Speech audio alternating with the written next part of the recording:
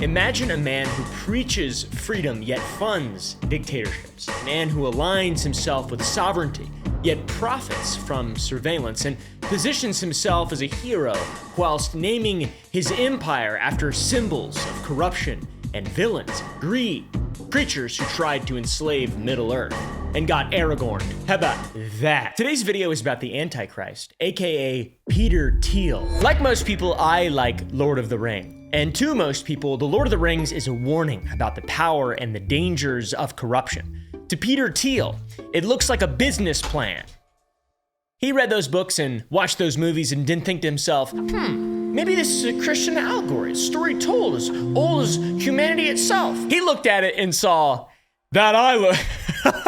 he looked at it and saw something totally different, man. It's like monkey business and horseplay. Same thing, two different perspectives. Peter Thiel may or may not be the Antichrist. He is a German-born billionaire who helped create PayPal. He's one of these bald guys in this photo with Elon Musk. And since then, he spent 2 decades building an empire that systematically contradicts his self-proclaimed libertarian values, or at least it seems to, I guess. He claims freedom and democracy are incompatible while funding the surveillance state of an actual dystopian nightmare. He himself is an immigrant that funds candidates and funds tools that aggressively pursue surveillance for the cause of immigration enforcement. He calls other people Satan and satanic. Gasp. While so literally embodying villains himself. Look at him sweat in this interview. I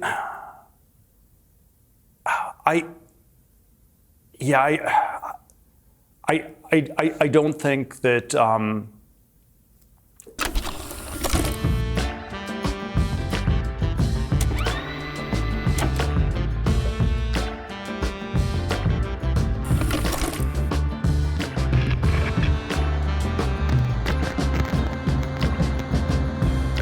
So those are some of Peter Thiel's contradictions, and they do matter, I would say, because he wields enormous influence, and he's not even a self-proclaimed influencer like myself. Brother has spent tens of millions of dollars in political donations since 2012. He is actively trying to influence our system. His surveillance company, which tracks Americans and now immigrants who live in America, has a market cap over $400 bajillion. That's right. Bajillion. You've probably also seen people referring to JD Vance as his protege, following Vance's previous employment at one of Peter Thiel's Antichrist firms, I think he calls them, where they do their best to manufacture the Antichrist. He also has close ties with Curtis Yarvin, a fella that believes a CEO dictator should rule the United States of America. Now, I'm not saying they not like us, but whoa, dude. That makes a lot of sense right there. That really does, man. Come on, man. What the fuck? To start with contradictions, I would say one of the most glaring contradictions sits at the center of Thiel's business empire, right between his 2 eggs. There's the sausage. It's glossy, it's sweaty, it's shiny, and it's glaring, and it is quite a contradiction. You see, in 2003, Peter Thiel co-founded Palantir Technologies with $2 million in CIA seed money, which is the best kind of seed money. And what I'm trying to find out is how the f do you get CIA seed money? I'm not a big fan of the CIA, as you can tell by the videos on my channel. But before we get to the CIA seed money, let's lay some groundwork for Palantir. What the f is Palantir? Palantir derives its name from the world of the Lord of the Rings, created by J.R.R. Tolkien. In that world of elves, dwarves, magic, and monsters are indestructible crystal scrying stones or spheres that are used by characters to communicate over long distances and observe events from across Middle-earth. They're essentially fantasy spyware. In Tolkien's work, the Palantiri corrupt nearly everyone who uses them. And Saruman used one of the Palantiri to spy on Sauron, but it was used by Sauron to corrupt Saruman by preying on his desire for power until Saruman eventually joined Sauron. That's what like the first 3 books are. Okay, guys, come on, catch up, keep up, let's go. So yes, this is the deliberate name that was chosen for the company that Peter Thiel founded. It is a bit on the nose, I would say, to name your company after a device that is used to spy on cities, armies, heroes, and villains in the fantasy world J.R.R. Tolkien created. It's kind of an odd dog whistle. It's not a dog whistle. I don't like dog whistles. They hurt my dog's ears. Even an information security expert at Orca Security, one of the top companies in the cloud and information security industry, which I know all about because I have like 9 degrees from a network security. I don't have 9 degrees. I have 1 associate's degree in network security and had some qualifications. So I know a little bit. I don't know anything about it anymore. I've fallen off so hard, dude. This motherfucker said, well, I've always thought Palantir was the most foolish name for a company because in Lord of the Rings, the Palantir is corrupting. That's the very definition of it, guys. It's kind of saying. That being said, it makes sense why the CIA would want to help get this thing off the ground through its seed InQtel funding. The IQT is an investment firm established by the CIA back in 1999. How the does the CIA have an investment firm? Now, in 2025, the IQT isn't technically a part of the government or the CIA, but it might, let's be real, it is, for sure. The Department of Homeland Security, Science and Technology Directorate has a page dedicated to its work with IQT, as well as the broader intelligence and defense community. So it's like an Epstein-type connection here. It calls the IQT a not-for-profit strategic investor that government intelligence and defense communities have relied upon for nearly 25 years to anticipate their technology questions and needs, provide deep technological expertise, and make strategic investments to strengthen the security of the US and its allies, namely Israel. It didn't say that, I made that up.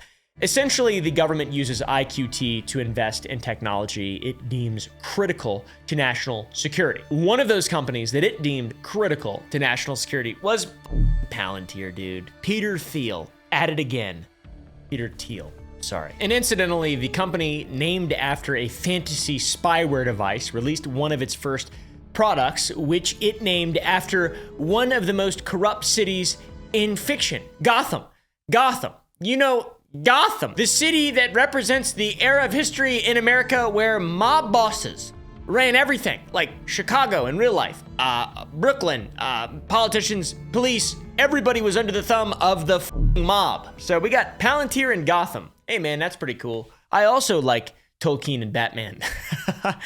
But I don't have a mass surveillance company. The amount of parallels between shady fictional lore and the companies and products that Peter Thiel designs is pretty crazy, and it just doesn't stop. You see, Gotham is also a tool for intelligence agencies and clandestine organizations. It's an AI spyware tool that churns through a massive amount of data to identify threats and link them to larger networks. The DoD, FBI, other global defense and law enforcement agencies use it to link seemingly random pieces of information to identify people. That's why we stop so many of these horrible tragedies before they start. The Gotham website touts it as AI-driven combat superiority that can make your software a weapons system. How it does that is by sifting through social media posts, satellite imagery, banking information, public records, documentation, or really whatever else you can feed it, and then piecing together parts of that puzzle for identification of bad guys, it seems like. There's a quote endorsing the product on the website that comes from former US Secretary of Defense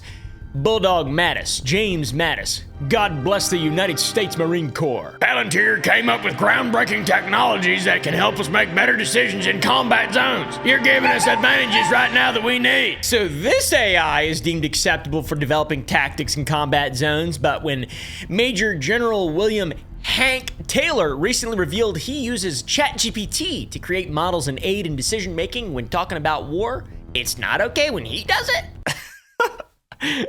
Come on, guys, let's choose our AI. I use Grok for my combat strategy. A lot of civilian casualties. Palantir really seems to be worrying many people who see the capabilities of these tools and them being used in spying on American citizens, which is totally fair. That is the constitutional right of the American to be concerned if the government is bad and out to get us. We got the First and Second Amendments. What the fuck are they gonna do? All this shit, seems like. Seems like they're going to do all this stuff and there's nothing we can do about it. Even back in 2013, Forbes reported on Palantir, stating the biggest problem facing the company was just how well the software works.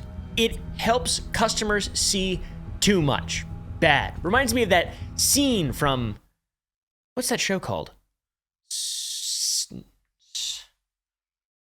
Succession. In the same article we just showed, it quotes an ACLU analyst, Jay Stanley, who warned that Palantir could enable a true totalitarian nightmare, monitoring the activities of innocent Americans on a mass scale, which Seems to be like that's where we're going objectively, and I don't like it one bit, to be honest with you guys. Advertising and YouTube and algorithms are already, that's already like everything. I don't want the government, they can do it, I don't know. Fast forward to 2020, Amnesty International was putting out calls to action, highlighting the human rights violations Palantir is not only capable of, but was actively facilitating through its use by the Department of Homeland Security and ICE. Agencies that use Palantir can filter and sort data, aka people, by using hundreds of categories ranging from physical traits to financial data or their government IDs. So that's alarming, but it also gets way worse. By the way, we just did a video in which we talked about China's surveillance state. Ours is just as bad. We're just pretending that it's not. It's just, we're moving that direct. It's weird. It's really strange. It would be one thing if we actually knew and could trust that it was being used to track terrorist organizations abroad and domestically.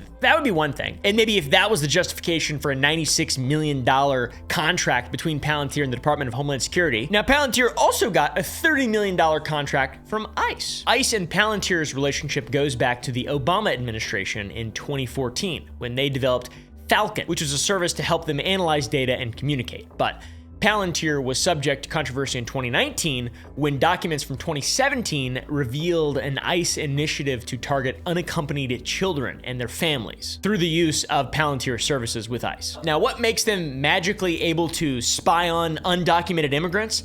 I don't really know. I assume that it's harder to spy on undocumented people than documented people. So, and I'm, you know, what about like American people? Is it just, are we only using it for who's deemed worthy of being surveilled, or like what's going on here? And it's been bad for quite a while. I mean, we have Edward Snowden, the NSA. I'm not sure the exact status of Edward Snowden and the American government's relationship right now. I can't imagine it's probably that good, but Obama was known for invoking the Espionage Act more times than any president before him in regard to whistleblowers, but passed some good legislation for financial whistleblowers and retaliation of agents, I think in 2012. So there's been some protections, but a recent executive order removed several long-standing protections or barriers to federal employees viewing government data and promoting interagency data sharing. So take all the data from multiple agencies and feed that shit into Palantir, and you can dig up whatever you'd want on any human being that is in the United States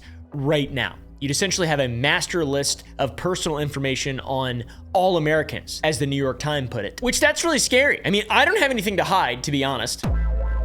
I pay my taxes, and I do all the stuff you're supposed to do, and all my firearms are legal.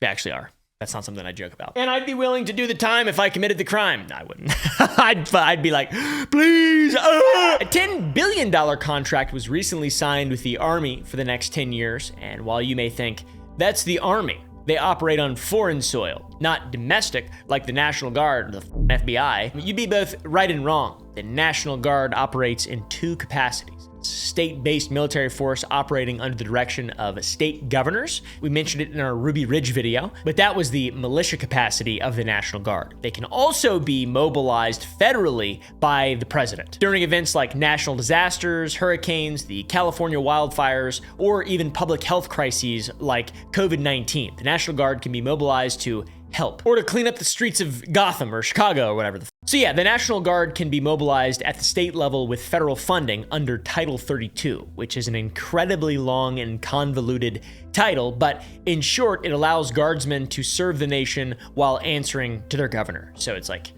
this, I don't know. The National Guard could also just be federalized, meaning that the president could activate them at the federal level to repel an invasion or suppress a rebellion. And that's all done under Title 10. There's an excellent video from Chris Cappy Capoluto on his channel Cappy Army on the deployment of National Guard troops in American cities under the orders of President Trump under Title 10 and how it differs from Title 32. And he outlines the potential implications of a move like this. Because behind these domestic deployments is something much bigger.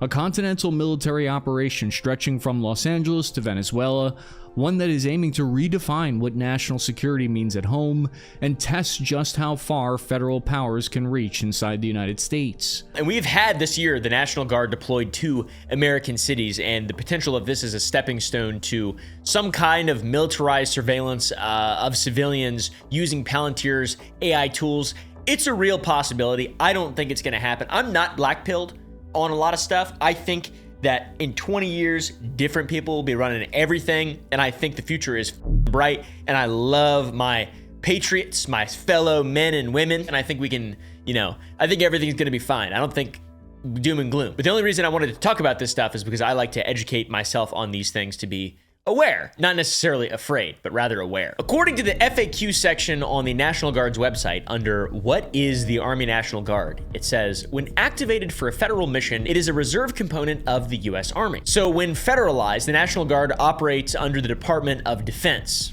That's where it gets its marching orders, the same as the Army. So what the does that have to do with Palantir? Well, on July 21st this year, the U.S. Army Public Affairs announced the $10 billion deal with Palantir and explained it in more detail. It's compiling 75 contracts into one, and it can purchase goods and services as needed. So it's like a retainer in a sense. The Army and other DoD agencies have the option to make these purchases, and the reason that I lay this out is because while federalized, the Guard is considered a component of the U.S. Army, a reserve component for sure, but still a component nonetheless. It is still operating under the DoD, so there are connections that could allow the Guard to access Palantir during their operations in American cities where they've been federalized. We've already mentioned that ICE is using Palantir to arrest undocumented immigrants, and the National Guard deployments are to support ICE as well as protect federal employees and facilities from retaliation and things like that. Title 10 specifically mentions invasion or rebellion as reasons to federalize the Guard, and back in January, an executive order referring to illegal immigration as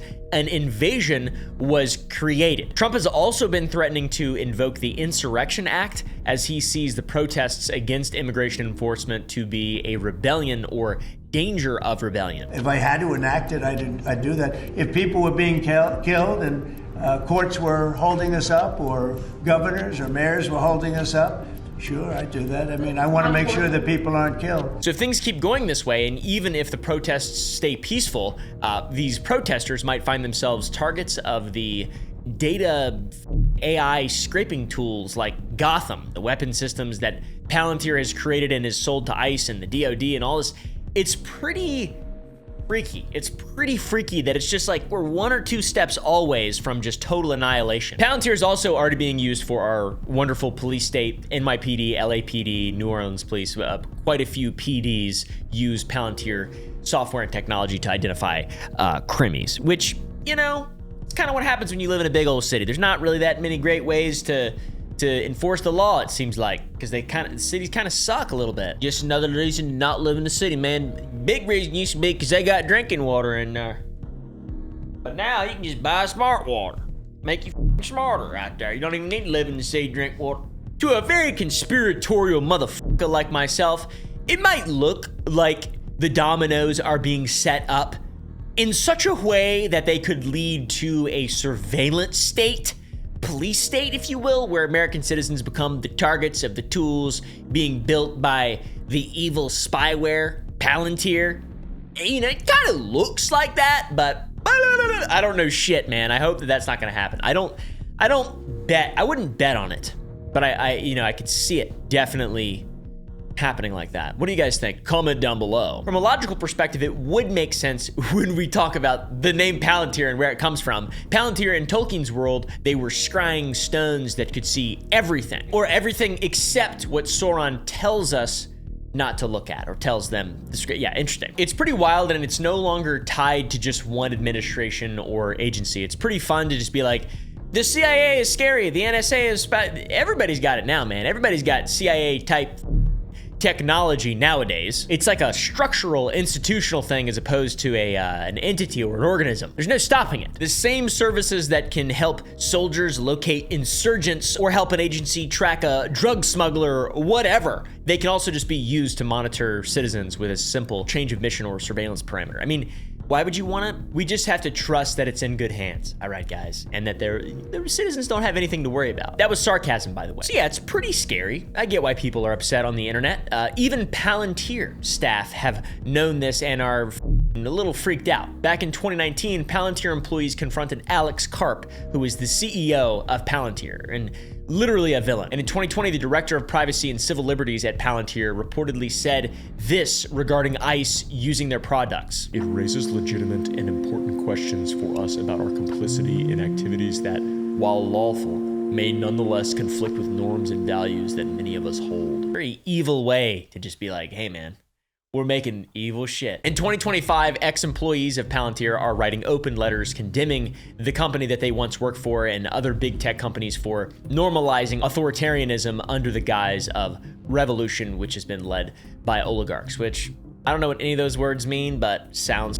scary. And of course, none of those things apply to Peter Thiel because he is a self-proclaimed libertarian, a political position that seemingly opposes state power. At least that's what I thought growing up, learning about libertarians. Yet, Peter Thiel is behind the building of infrastructure for mass surveillance.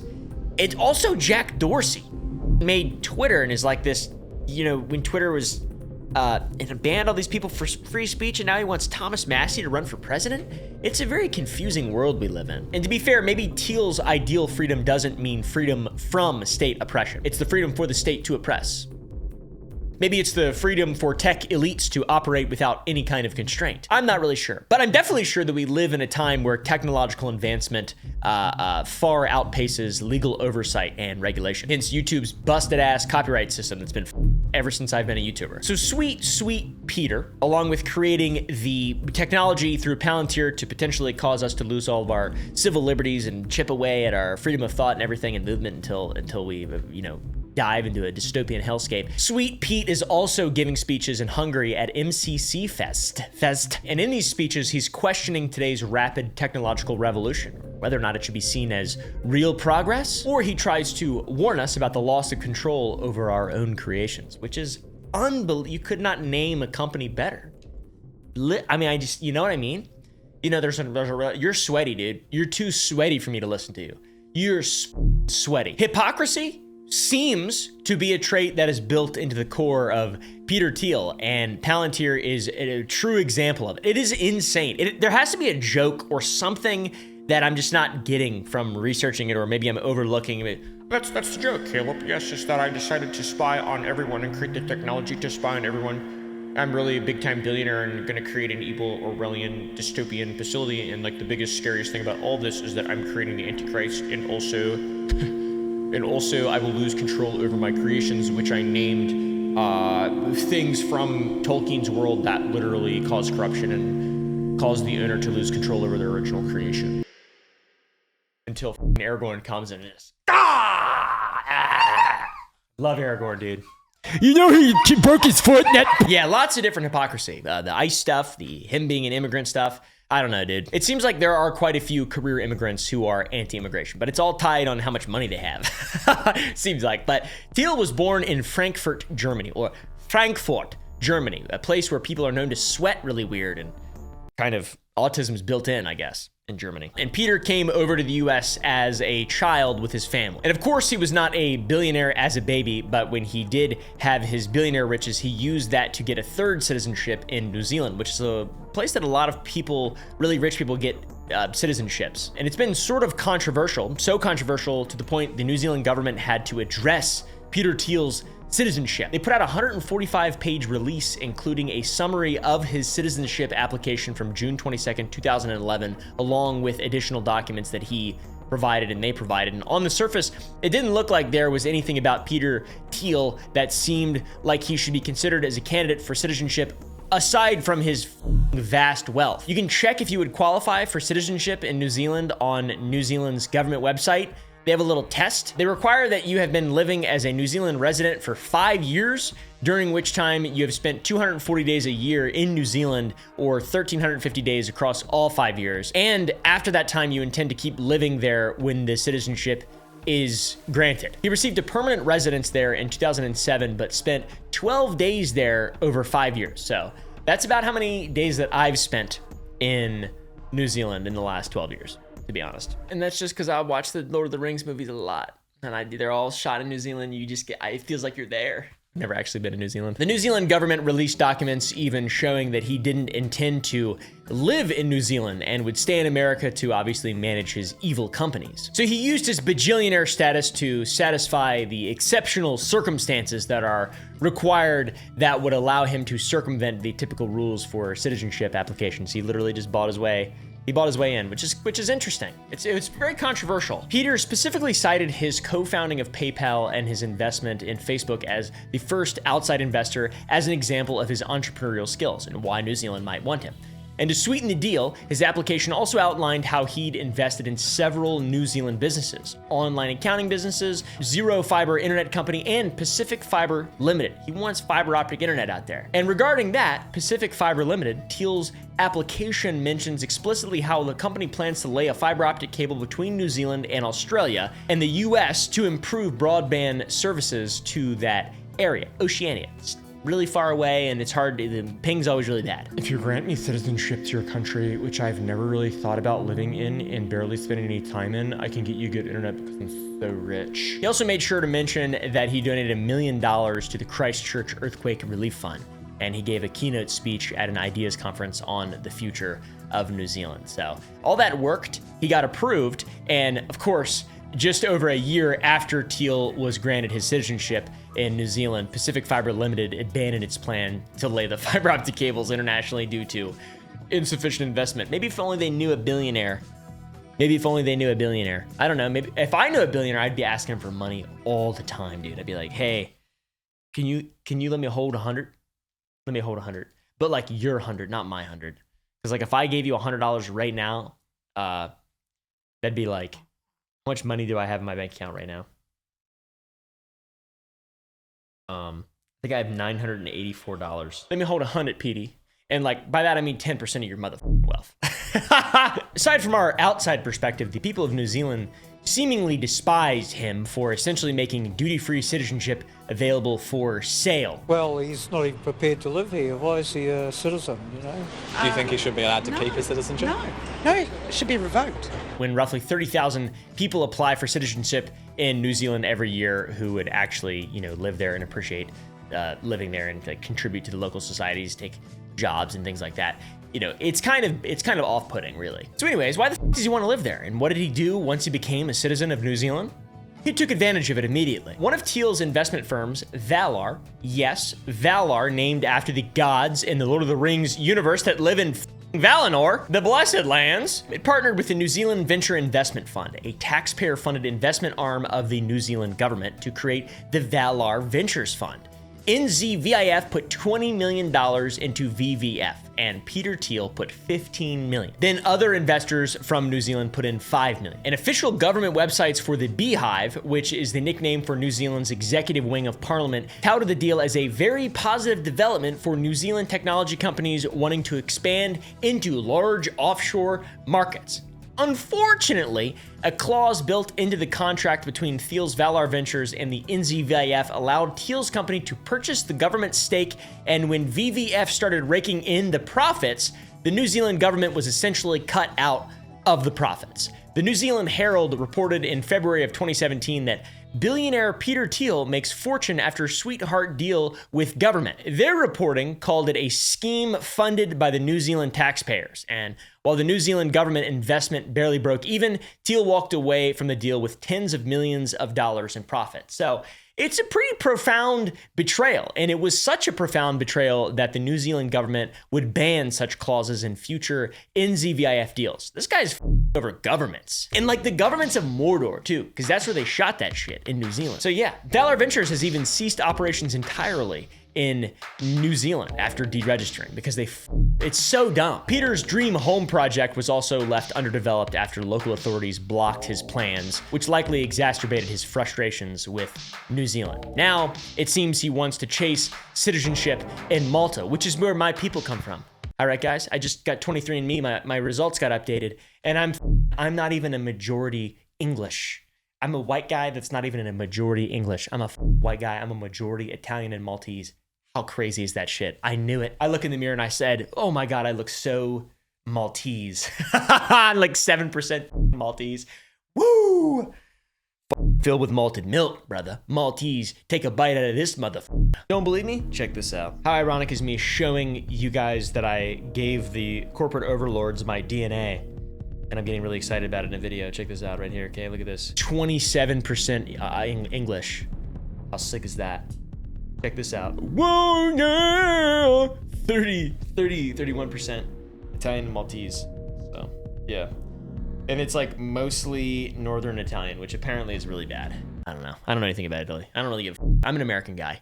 I live in Texas. I'm American, okay? Peter's been doing the same shit with my Maltese brothers, though. Okay, guys? He's refusing to actually be present there and live in the country where he wants citizenship, and his residence is listed on Airbnb for $185 a night, despite the government prohibiting applicants from renting out their residence during pending applications. So I have no idea what's going on. And despite coming to America from Germany, gaining citizenship in New Zealand, and seemingly pursuing another notch in his immigration belt in Malta, Peter Thiel has become a significant funder and supporter of anti-immigration politics and technology used to enforce it. And whatever the you think about that, it is just another tool to strip the civil liberties away from the citizens of the United States of America.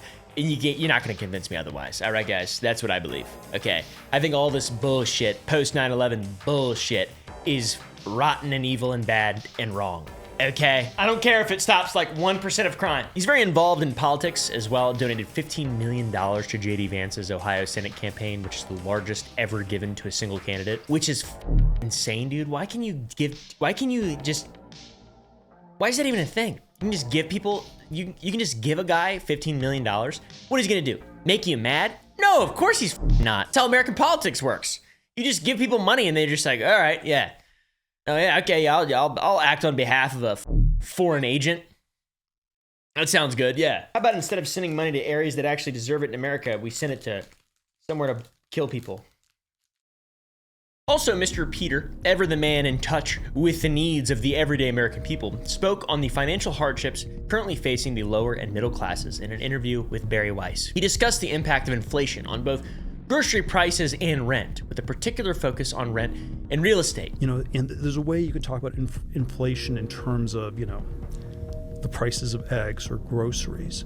But, you know, that's not that big a cost item, even for lower middle class people. The really big cost item is the rent. He says he doesn't want to blame it all on immigration, but notes that adding more people to the mix without building new homes due to zoning laws, regulations, and restrictions is what raises prices. And again, I don't want to, you know, blame it all on immigration, but if you just, you know, add more people to the mix and you're not allowed to build new houses because of zoning laws, or it's too expensive, or it's too regulated and restricted, then the prices go up a lot. And shockingly, he continues this thought by talking about how this leads to an incredible wealth transfer from the lower middle class to the upper class and landlords. And it's this incredible wealth transfer. Yeah, okay. You're right, Peter Thiel. Yeah. You talking about that like it's a bad thing and are also literally a person directly profiting from it? What the I mean, not even on, you can't even say like, oh, he gotcha himself. He said he doesn't like Xbox games and he's selling an Xbox game. No, it's like the very fundamental concept of it. He's that guy. He's literally that guy. He and his company cut out the New Zealand government in a profitable deal where they amassed millions while taxpayer-funded investor groups were left completely hanging over citizens of a country. I don't really want to hear about regulations and restrictions on development from a guy like that. We really need to just figure out how to make people sweat less. Yeah, you do. I'm struggling to find a logical consistency or a principled bone in this motherfucker's body. I mean, you can't be the surveillance guy and also the libertarian billionaire guy. You can't be both those things. You just can't. Maybe to a idiot, or maybe I'm missing something. Maybe I'm the idiot because I'm like, well, that doesn't make any sense. Am I the only one? No, I'm definitely not, but I feel like I am. Help! Everybody's been blaming shit on bankers ever since I was a little kid, and I would absolutely do the same thing. I think the root of all evil is not money. Money is an object, it's a thing, but the people who control it and then play with the system, they stromboli the system to be able to make it work better for themselves and their friends and everything. That's bad. The pursuit of wealth and power is bad, generally speaking. Bankers are bad, generally speaking. And this reality becomes stark and scary when analyzing Peter Thiel's recent investments in digital banks that target cryptocurrencies and AI. Guess what he called it? Erebor! It's the name of the new banking brainchild co-founded by Palmer Luckey and Joe Lonsdale. Lonsdale is also a co-founder of Palantir, and Palmer Luckey is a founder at the defense technology development company Anduril. And this guy, Palmer Luckey, by the way, created the Oculus, and he's this like, oh, wacky, zany, I got a long beard and I got a statue of myself at my house, and I like to look in the mirror and jack off onto the mirror like Kali Muscle. I don't know if that's actually what he says. I just thought that'd be funny. I know he absolutely loves Israel. Everything is named after pieces of Tolkien's universe. We mentioned Palantir. Anduril is named after something less ominous, way less ominous. Anduril is the name of Aragorn's sword, the reforged Narsil that Isildur used to cut the One Ring from Sauron's hand. So that's pretty cool and basis. All right, guys. Anduril has manufactured what they call Roadrunner, which is an autonomous missile delivery system that goes, it doesn't do that. It's a delivery system that can return to base if it's intact. They also have an autonomous air vehicle they call Fury, and an AI-powered attack drone called Bolt, and a lot more offensive military technologies. And they have the China 2027 plan, the idea that something's gonna happen by 2027. You don't wanna be left behind in the dust. I think the DoD has a 2027 plan. Let's just say I have listening devices in government facilities. I don't, that's a joke. That might actually get me in trouble. That's funny. I don't. I swear, I have no listening devices in government facilities. I just make mobile games and YouTube videos. Anduril has also erected a network consisting of hundreds of autonomous surveillance towers at the border. And these fellows are coming together to make a crypto bro bank. And it's not coincidentally named after something as well from Tolkien's universe. All right, guys. What is Erebor in Middle-earth? Erebor is a mountain where Smaug, the dragon, kills all the dwarves who live there. What are you eating right now? I personally would love to put all of my money in an institution named after a place famous for its money's original owners all being killed violently, and then that money being co-opted by Smaug. Who's Smaug? I assume the sweaty guy and the guy with the cool beard. Or sorry, the guy with the cool beard and the sweaty guy. Now, Peter Thiel's connection to this bank isn't only through his association with Joe Lonsdale. Thiel's Founders Fund, among others, put up $250 million in capital to back Erebor in July 2025. But Aaron Gleason, the Founders Fund chief communications officer, told Wired that Thiel was not involved in the deal. So I have no idea. I just like to imagine that he's involved in everything evil that's Middle-earth adjacent. The attorney for Erebor, Adam Cohen, also didn't comment, but remember that guy's name. Remember that guy's name. The bank received conditional approval from Jonathan V. Gould, the comptroller of the currency at Trump's office of the comptroller of the currency on October 15th, just 4 months after filing. And this is notable because reportedly in an investor memo, Palmer Luckey said that because of his political network and the bank's close ties with regulators, he expected they could get approval within 6 months of its application submission. So this political network stems from Luckey's financial contributions to many Republican candidates and parties in 2024, but it's also more interconnected than that. The June 11th, 2025 application Erebor sent to the Office of the Comptroller of the Currency was signed by a lawyer working at the law firm Skadden, Arps, Slate, Meager, and Flom, LLP, fellow by the name of Adam J. Cohen. Now, how the for one, is that an actual law firm? These are just made up shit. No offense to any ARPs or Skaddens out there. In the letter sent from the Office of the Comptroller of the Currency to Erebor's lawyer team at Skadden and the boys announcing their conditional approval, Adam J. Cohen's name isn't anywhere to be found. Instead, it's addressed to a different lawyer, Wendy M. Goldberg. So where did Adam Cohen go? We'll get to it. On July 30th, 2025, roughly a month and a half after working on Erebor's application and 2.5 months before its approval, old Adam made a career move. Where did he go? You guessed it! Under the mountain with all the gold in it! He was named chief counsel to the Office of the Comptroller of Currency and would assume his role on August 11th, 2025. Comptroller Jonathan V. Gould had this to say about Adam's addition to their team. Adam's unparalleled background in banking, law, and regulation, together with his depth of hands-on experience working on financial services and matters as a regulator, in-house general counsel, and external advisor, bring tremendous value to the OCC. Adding a seasoned professional of Adam's caliber to the OCC's executive committee strengthens the agency's efforts to ensure a safe and sound federal banking system, improve bank supervision and regulation, and embrace evil innovation and promote fair access to financial services. Whoops. Did a booger out of my nose. Adam Cohen posted to LinkedIn expressing an honorable feeling to be appointed the next chief counsel and being thankful to Jonathan Gould for the opportunity to support a safe and sound banking system that embraces innovation. And this has nothing at all to do with his connection to a bank that he's connected to that's waiting for approval at the time that this was written. Of course. Obviously. The approval happened so quickly that Elizabeth Warren, a senator, I think, put out a statement essentially calling it crony capitalism because these are President Trump's billionaire buddies, and his financial regulators just fast-tracked an approval of this very risky venture for the president's cronies. By the way, the president literally is a crypto scammer as well, if you guys didn't know. If you didn't know that, there's just like, it's pretty crazy, the world we're living in right now. And it's insane to say that that's bad, that that's like in any way political. How is that good in anyone's mind? Yeah, I like it when they rug pull me. I kind of like it. I kind of like it when they rug pull me. Hey man, they're f***ing politicians. They don't care about you at all or know about you, even a small amount. I know more about you than they do, literally. Unless they look at Palantir, then they know everything there is to know about you. I know what you do in the mirror every single morning, the whole spread that it's really weird, but people gonna do what they're gonna do, I guess. So Thiel, Lonsdale, and Mr. Lucky need a safe place to stash all of their Trump and Melania meme coins, I assume, and they're going to put it in Erebor. And it seems like they may or may not have planted a man on the inside to get this done. So another reason why people might hate Peter Thiel. It seems like the billionaire stuff is really, I don't think just because someone's a billionaire that they're bad. I don't think that people getting money inherently makes them bad. There's a lot of, well, there may be some good billionaires. Is there a good billionaire? It seems like everybody hates them all.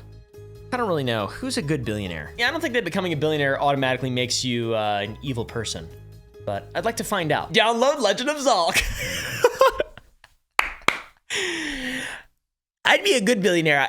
You guys could trust me with all your money. So to circle back a little bit to the fundraising memo that Palmer Luckey sent to prospective investors, that was maybe late July or early August, judging by Business Insider's reporting being posted on the 8th. It's days before Adam Cohen assumed his role that Palmer Luckey is saying his unique connectivity to regulators will lead to its expedited approval, which again was approved in 4 months compared to the typical 9.5 months, saving them nearly 6 months of time to be able to steal money from the dwarves. Who's the dwarf? Not Peter Dinklage. He doesn't want dwarves to be dwarves. He doesn't want them to exist in movies anymore. So yeah, classic evil billionaire stuff. I've got to be honest, we've seen this playbook a lot. Nobody thinks that Bill Gates is a good guy. Nobody thinks that that other guy, that guy's a good guy or whatever, with the space and the bitches going up to space and stuff. Nobody thinks they're good people. Nobody does. And if you do, I mean, what about look at your family and your mom. I was going to say you're an idiot, but you're not an idiot. Maybe you're just a contrarian, Maybe you just chill with it. Shit. Let me hold 100, B. Let me hold a Billy. 100, yeah, that's right. Come on now.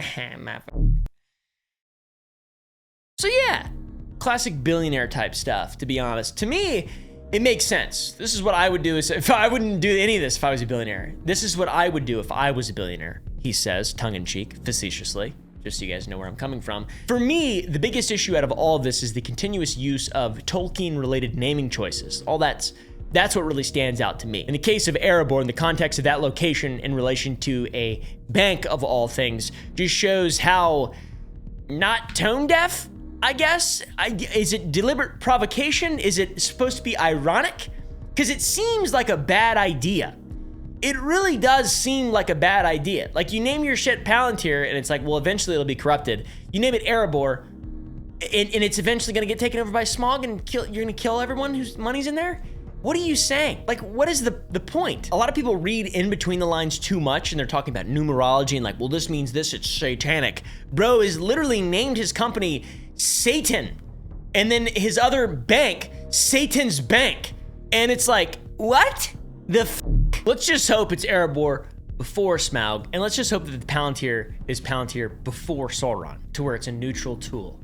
Okay, guys? Because that's what it's supposed to be kind of about and stuff and whatnot. The damn Tolkien named empire. Palantir, Valar Adventures, Mithril Capital. Mithril's named after elvish armor. Mithril. Rivendell 1 and Limbus Capital. Welcome to Rivendell. They held Thiel's shares in Facebook and are named after an elvish city and elvish bread. It's all very strange and easy to become quite conspiratorial over. If you're looking for a conspiracy, Consider J.D. Vance for a moment, Thiel's former employee at Mithril, who received $15 million in campaign funds from Thiel and subsequently created a venture capital fund called Narya Capital with Thiel's funding. Narya is the name of one of 3 elvish rings of power that Sauron could control when he possessed the One Ring, because all rings were enslaved to Sauron's One Ring to rule them all. So, the vice president is a sleeper agent for Thiel waiting to be activated. Maybe. Allegedly. I don't know. This is where things get really interesting, because I'm asking the questions, well, hopefully he means this and this and this. We know what he means. He's talked about it. He's read the trilogy over 10 times. And despite Peter Thiel's obsession with him, it's scary, his interpretation of I don't know what Tolkien meant, to be honest, but it's generally believed that not what motherfucker interpreted from it. Generally, it's understood that Tolkien was shaped by World War I and World War II. He was born in 1892, making him 22 years old when World War I took off. He even served in the British Army fighting at the Battle of Somme. He was 47 years old at the beginning of World War II, but didn't serve in that war. But he was able to see how both of those wars reshaped the world at home and on the front lines. He was a critic of technology and warfare, with famous quotes outlining his grim vision of what the future would hold. He said, "Well, the first war of the machines seems to be drawing to its final inconclusive chapter, leaving, alas, everyone the poorer, many bereaved or maimed, and millions dead, and only one thing triumphant: the machines. As the servants of the machines are becoming a privileged class, the machines are going to be enormously more powerful." He's quite literally, in Tolkien speak, describing the military-industrial complex that we have now 80 years of evidence of its existence. In The Lord of the Rings, in Tolkien's universe, it's Sauron and Saruman, after his fall, who fuel the engines of war. Saruman cuts down his forests, and his tower becomes the center of the Uruk-hai's military productions. And at the siege of Minas Tirith, Sauron's forces use siege towers and a massive battering ram named Grond to breach the fortress walls of the city. Based on Peter Thiel's company Palantir's tech developments and military contracts, as well as his association with Palmer Luckey of the defense contractor Anduril, it seems that in spite of being a fan of Tolkien's work, he's not really a fan of Tolkien's message, which is like the opposite. Based on evidence, dude, Tolkien was into the war, man. He really liked Sauron. That was like his whole thing, was the military-industrial complex. He loved it. And Aragorn, when he cut that big mouth guy's head off, he did not like that at all. He didn't write that in there. That was just, whatever. Hold on. Hello? Obviously, I'm not the first person ever in the world of all time to make note of this contrast. For example, a commentary article from Washington Stand written by S.A. McCarthy back in June called Thiel out for his seeming alignment with the villains rather than the heroes of the story. He said, "Thiel's worldview is at odds with the Christian values Tolkien espoused and elucidated in the books that the Silicon Valley Titan claims to love so much. In fact, Thiel's philosophy has far more in common with that of Sauron or Saruman, the Luciferian villains of The Lord of the Rings, than with that of any of Tolkien's heroes, especially not the elves." So yeah, I mean, it seems pretty obvious. It just seems like it's too obvious though. But this involvement of Christian religious elements will be important later too. Specifically, the association of Thiel with the villains, and the villains being tied to the devil in Christian religion. Most people know about The Lord of the Rings, either because they watched the books or read the movies. What many people don't know is that in 1999, 26 years after Tolkien died, a book was written in Russia by Kirill Yeskov that takes place during the War of the Ring, but is told from the perspective of the losers, Mordor. The book is called The Last Ringbearer, and it can be downloaded in an English translation that is 253 pages long. The book, being from the perspective of the original trilogy's villains, paints the elves as murderous and genocidal, which, to be fair, most everybody against goblins and orcs, they're murderous and genocidal. And men are painted as primitive, and Mordor is futurist. It is a telling where Sauron and his armies aren't trying to enslave Middle-earth. They are just a nation undergoing an industrial revolution that was only trying to secure a reliable source of food, since nothing could grow in the desolate landscapes of Mordor under the ash and smoke of Mount Doom. A landscape that was slowly spreading further, even though they created their very own irrigation systems. Their plight and subsequent campaign was simply misunderstood and even demonized by Gondor and its own allies. One scene paints the flooding of Isengard like an indiscriminate attack on civilians. The elves, rather than risk their troops throwing them at the walls, they destroyed the dam, drowning the sleeping city with its defenders, implying that alongside the small army of defenders, the innocents within were also killed. Kind of seems like maybe we're the orcs right now, and he's Sauron. And who's Saruman? Maybe he's Saruman. No, he's Sauron. Yep, he's Sauron. Yeah, he's Sauron. Yep, definitely. And J.D. Vance is Saruman? A biography has been written about Peter Thiel, but it's not an autobiography. It's the Elon Musk style biography. Someone else, a man named Max Chafkin, wrote it without Thiel ever doing an on-the-record interview. Thiel, kind of engaged, and I met with him off the record, but he did not participate. He did not speak to me on the record. But following extensive research into Thiel and extensive research into interviews with over 150 people from Thiel's past. When I was reporting this book, approached Peter Thiel and had conversations, ongoing with his team while I was reporting the book. His past classmates, friends, employers, gay lovers.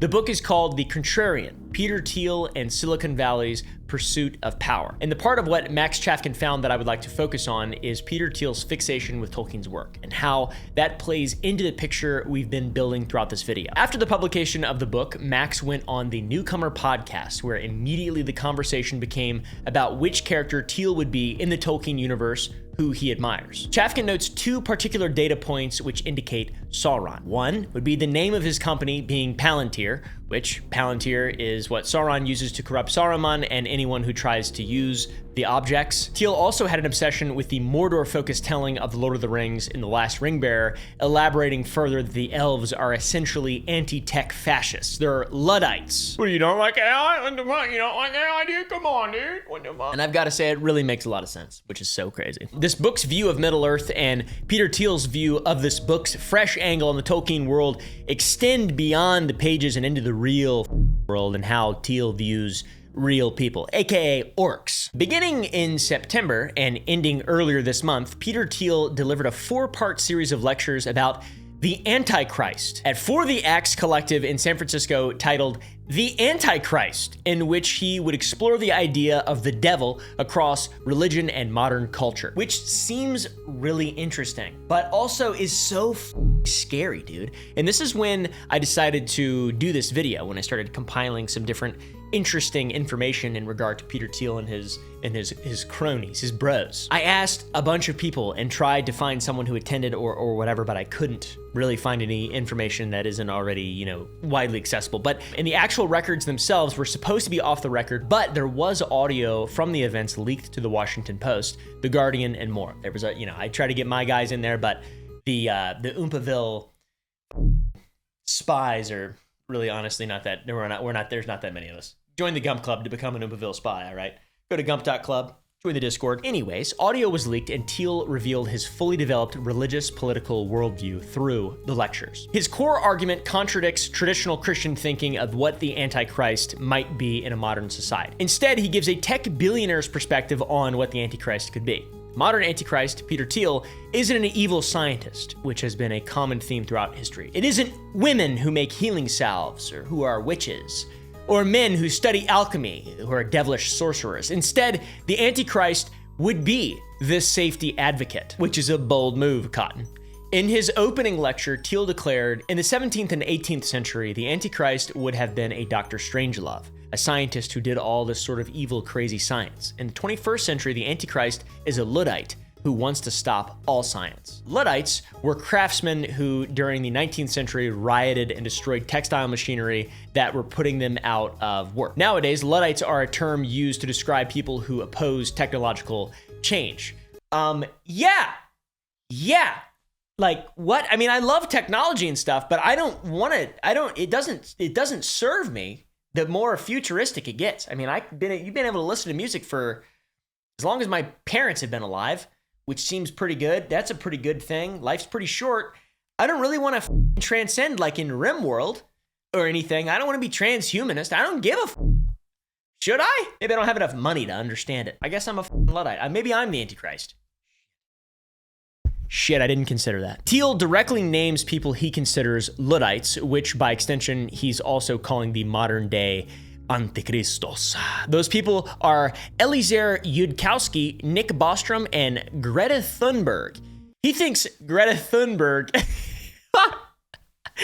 is a candidate for the Antichrist, dude. What the fuck? Old Greta is one of the most vocal people, faces in activism to this day. Greta Thunberg champions climate change action, human rights actions, and global justice. And I've got to say, not a single one of those things seems bad. You know, human rights, okay. Climate change, yeah, sure.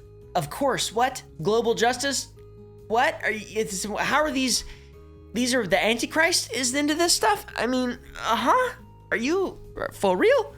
And shit. Greta Thunberg is part of the flotilla that was trying to deliver humanitarian aid to the Gaza Strip, but Thiel directly names her in association with the Antichrist, which, I mean, I don't know a lot about the opposite side of Lord of the Rings, like where the orcs are the good guys, but like, I have read the Bible, and like that seems to not be, I would take that, if we're looking at inerrant scripture, or if we're assuming, if we're under the assumption of inerrant scripture, the rational Catholic perspective with the magisterium, that's one thing. The conciliar perspective with orthodoxy, the inerrancy of scripture from Protestantism, and then there's also what Peter Thiel uses to determine his faith, which is the book from the perspective of the orcs and Saruman. What? I am, yeah, it's pretty interesting. Eliezer Yudkowsky, who there's no way that I pronounced that correctly, is an AI researcher who warns of the dangers artificial intelligence poses to humanity if we build something more intelligent than us that we don't fully understand, which it seems like we're going down that road for sure, which is really scary, but at least we have the Mormon God to back us up. And given that Eliezer is in direct opposition to Thiel's company Palantir, it's not surprising that Thiel would consider Eliezer as his own personal Antichrist. Antichristos. I saw Terminator when I was a kid. To be honest, I don't want Skynet. You're my Antichrist, says the sweaty gay guy. I'm gonna select my own personal Antichrist. How about that? Who's, I don't know. I don't really have many ops. I just kind of do my own shit, dude. I love life. I really do. I'm very grateful. Things could be a lot worse for all of us. We're very lucky. We're very fortunate. And along the same lines as the Kowski fella is Nick Bostrom. The hell was that? A man that also expresses caution towards AI. He's the founder and director of the Future of Humanity Institute. And even as far back as 10 years ago, Nick was giving lectures focused around what happens when our computers get smarter than we are. He's not exactly anti-AI so much as pro-AI safety, and he is cautious of anything that poses an existential risk to humanity. Once again, I'm trying really hard to see where this is bad, and I don't see the bad. AI is something that Nick sees as bearing many possibilities, but also many potential risks, and is one of many caught in the middle of supporting and condemning it. And Nick, not an AI glazer, he's the Antichrist, another Peter Thiel Antichrist. Bro, has so many Antichrists. I have 4 different candidates for Antichrist. Look in the mirror, bro. You look like the Antichrist. When I was growing up, my parents told me Obama was the Antichrist. They didn't say that. My parents are not even remotely religious. These are the 3 people that Peter Thiel calls the legionnaires of the Antichristos, seemingly because their worldview doesn't exactly align with his. One of the people Thiel does not believe could be the Antichrist is Bill Gates, who, though he thinks is a very, very awful person, is not remotely able to be the Antichrist because he's contributing so much to the army of Sauron. And it all, weirdly enough, falls directly in line with his supposed obsession with the Last Ringbearer's version of Middle-earth. And this is confusing to me because you read it, you see what he's saying, and it all is like, he's that guy. He's looking at the Lord of the Rings from the opposite perspective. The industrious Mordor was the good guy, and the Luddite races, the men, the dwarves, and the elves, were evil for resisting the technological advances of Sauron and his developing nation. In the same lectures where he's railing against Greta, Nick and the other guy as being aligned with the Antichrist. In a twist of irony, he recaps a conversation he had with Elon Musk about Elon's hoarded wealth. Reportedly, Thiel gave Elon advice regarding Elon's participation in the Giving Pledge. For context, the Giving Pledge is a philanthropic organization founded by Bill Gates and Melinda Gates and Warren Buffett, where wealthy rich motherfuckers join through making a public commitment to donate their wealth to things. And Elon Musk became a signatory to this organization in 2012. So what advice did Peter Thiel have for Elon regarding his pledge? Well, he wanted him to revoke his pledge, saying, "I want you to unsign that silly giving pledge you signed back in 2012 where you promised to give away half your money." Why did he want Elon to unsign it? Because Elon, with a net worth over $400 billion, would be giving $200 billion of that to nonprofits selected by Bill Gates. So it's like, I mean, yeah, sure, I guess, I don't know, dude. Charity, when it's on the other side of you politically, is bad, and Greta Thunberg will be the Antichrist. Greta Thunberg and that guy, the Onion Knight from Game of Thrones, he's very vocal as well. So yeah, it's an interesting look though. The Antichrist, the biblical Antichrist, like that just calling someone the Antichrist really is a strong.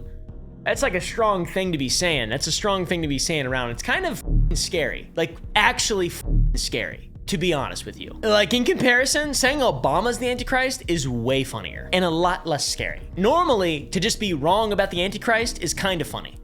This is like, this guy's got a lot, this is scary. In Thiel's June 2025 interview with Ross Douthat, the New York Times columnist, he was challenged directly on this. Ross points out that Thiel is deeply invested in AI, especially through Palantir, as well as military technologies, surveillance technologies, and general warfare technologies. Then Ross follows that up by sharing his belief would be that in a world where the Antichrist is real and coming to power, he'd likely use the tools that Thiel was building to impose control over the world. And he said this quote, "Isn't that a concern? Wouldn't that be the irony of history would be that the man publicly worrying about the Antichrist accidentally hastens his or her arrival?" In response to this, Peter is totally caught off guard. He becomes flustered. He starts sweating. He, of course, doesn't think that what he's doing is wrong, but that's because he is the one doing it. And he also thinks that his critics are devils, antichristos. They're the devils because their warnings about climate change and AI risks and all this stuff, and they don't want a one world totalitarian surveillance government state. That's not bad. We must transcend through technology. AI is Jesus. In no way would I ever want to have a world in which Greta Thunberg is making all the rules. And also, in no way would I ever want to live in a world where Peter Thiel is making all the rules. I wouldn't let him watch my children. And I'd let anybody watch my children. This is the guy that once wrote, "I no longer believe that freedom and democracy are compatible." Or at least that's how I understand this statement from Thiel in 2009. The Cato Institute, if you don't know, is an institute in which you can buy these little pocket constitutions. It's an institute founded on fundamentalist ideas of the creation of America and libertarianism and the right to be free and so on and so forth. In April of 2009, Peter Thiel wrote an essay titled "The Education of a Libertarian." And 2 paragraphs into this essay is where he shares his belief of the incompatibility of freedom and democracy. So that's pretty interesting. And he later elaborates further, stating the 1920s were the last decade in American history during which one could genuinely be optimistic about politics. Since 1920, the vast increase in welfare beneficiaries and the extension of the franchise to women, 2 constituencies that are notoriously tough for libertarians, have rendered the notion of capitalist democracy into an oxymoron. So yes, welfare recipients and women are obstacles to, this guy hates women, he's so gay. Those things are obstacles to libertarian politics. This essay wasn't received very well. In fact, this was so poorly received that on May 1st, Thiel wrote a response to the backlash, "Your suffrage isn't a danger, your other rights are." He's great with titles. But that didn't really address the biggest criticism. He opens saying his essay had been intentionally provocative and that he was not disappointed by the reaction. Rather, he was surprised that the reaction centered around his comments on the gender gap in voting.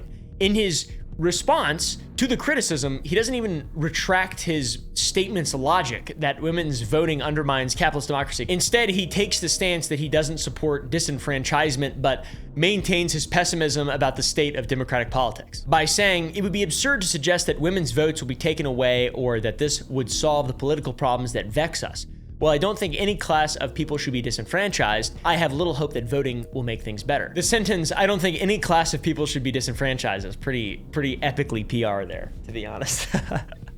You don't think anyone should be disenfranchised? Okay, makes sense. I don't think anyone should be disenfranchised, but I also think that the enfranchisement of women has reduced democracy to an oxymoron. Cut that out of context, all right? His response to me was that taking away their vote wouldn't fix the problem. It's like a genie in a bottle. Once you get that thing out of there and start rubbing on it, there ain't no way to get in that game. What the dude? But what was his proposition to fix the problematic democracy in his original essay? He does not suggest reforming democracy, but rather escaping it entirely through technological escape routes. He talks about the founding vision of PayPal was to create a new world currency free from all government control. How about when I used PayPal, I used to get paid by YouTube.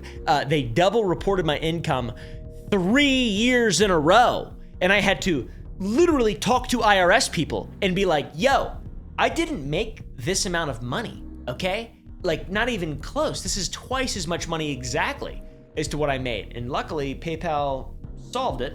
But man, that could have me up, man. Escape through cyberspace. If you want to follow the teachings of Mr. Thiel, invest in his companies.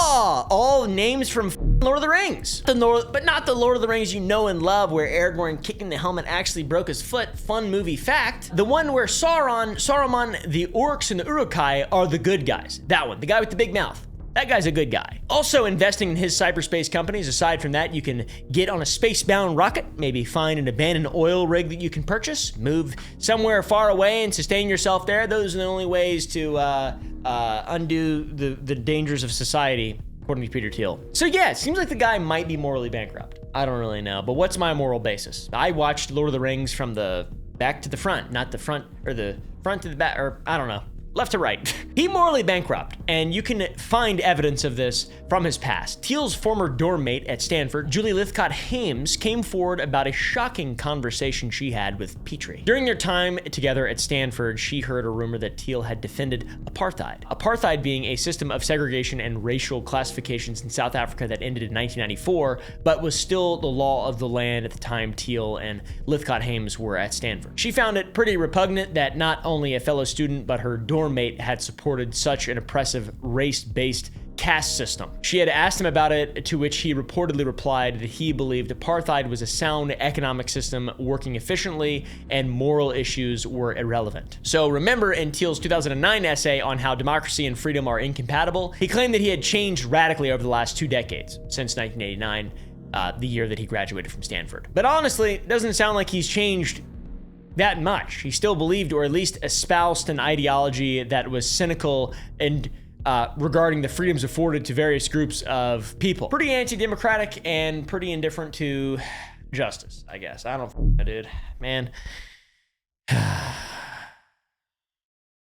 guess I'm a Luddite. A lot of people believe this shit, though. That fella, Curtis Yarvin, I talked about like 3.5 hours ago.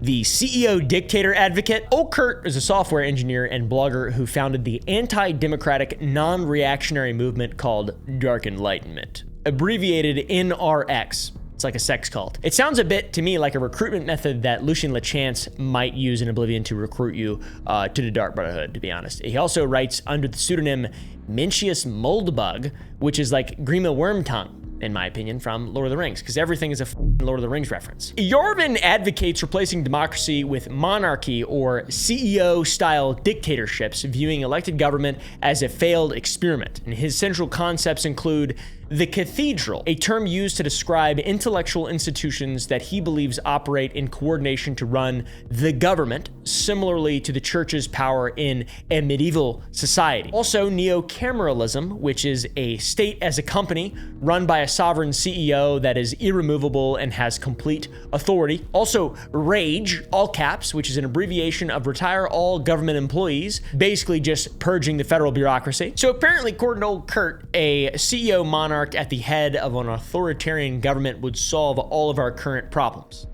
The thing is, there are a lot of instances in human history where authoritarian governments become totalitarian. I think that's just the way that it works.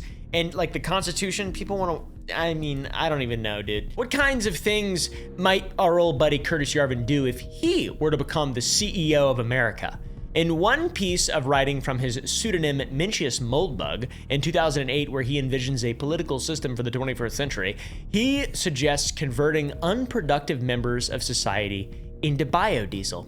He follows that up with a just kidding, but then elaborates on his true goal, a humane alternative to genocide that achieves the same result as mass murder without any of the, moral stigmata that might come with it. To him, this means virtualizing them in permanent solitary confinement that takes place in virtual reality. So just like put their brains in Oculus Rift forever, dude. That is what? Are you kidding me? And all these guys are making this shit. Oh man. It is. They're doing that though. Everybody using TikTok too much, being unaware, just being blasé. Yada yada yada. I watch YouTube video. You're not gonna be breeding. All right, you're not gonna be shooting out babies, and you're not gonna be able to fight back against this type of stuff. Because guess what they're doing? They got like 20 wives each, and they don't even care, dude. And they're just squirting out babies, and they're making a lot of money, and you're just trying to enjoy your life. And you say YOLO while you're in Oculus Rift jacking it. Little do you know, you're being genocided without the moral stigma, you dumb fuck. So yeah, I don't really see how this guy and Peter Thiel and JD Vance and the government, I don't really see how they're all on the same page, but this guy is really good friends with this other guy, Curtis Yarvin and Peter Thiel. That's the fellow who, Curtis Yarvin, the biodiesel joke guy, and Peter Thiel, the comically evil Lord of the Rings villain. Literally. In 2013, Thiel's Founders Fund invested in Talon, Yarvin's startup building the Urbit decentralized internet platform. And more revealing are leaked emails from 2016 between Yarvin and Milo Yiannopoulos, where Yarvin stated he had been coaching Thiel on politics and that Thiel is fully enlightened. Just plays it very carefully. I'm gonna be real with you. When Curtis Yarvin says someone's fully enlightened, it makes me a little bit nervous. So, what do you guys think? Would life be better for the average person if Peter Thiel got his way? Let's look at what he's done to find out. He compares his critics and people who think differently than him to being the Antichrist, language that seeks to invalidate their viewpoints simply through vilification rather than actually trying to disprove them or being able to approach them with any sort of empirical, measurable, historically accurate evidence. He's also creating tools that could be easily abused and enable the creation of a literal Orwellian surveillance state. He's creating tools for military combat superiority, which isn't always a bad thing. Obviously, you have to have a strong military to protect the citizens of the country, but in some instances, these just could be used domestically, right? That's why everything that he makes, I need to be able to own as well. He's also expressed some pretty oppressive ideology regarding women's suffrage, welfare, and, to be honest, the apartheid. On top of that, he says one thing and does another. And Curtis Yarvin, who is a bad, evil man, it seems, said he's enlightened. So, if you trust Peter Thiel to have your best interests at heart, then I think you might be a idiot. Anyways, thanks for watching. Go to thegump.club. I feel like I should be making technology for a government or something like that. I feel like a lot of this stuff is pretty dumb and meaningless, but hit the like button on my YouTube video and join the Discord, guys. How do you even wake up in the morning, man, with learning about these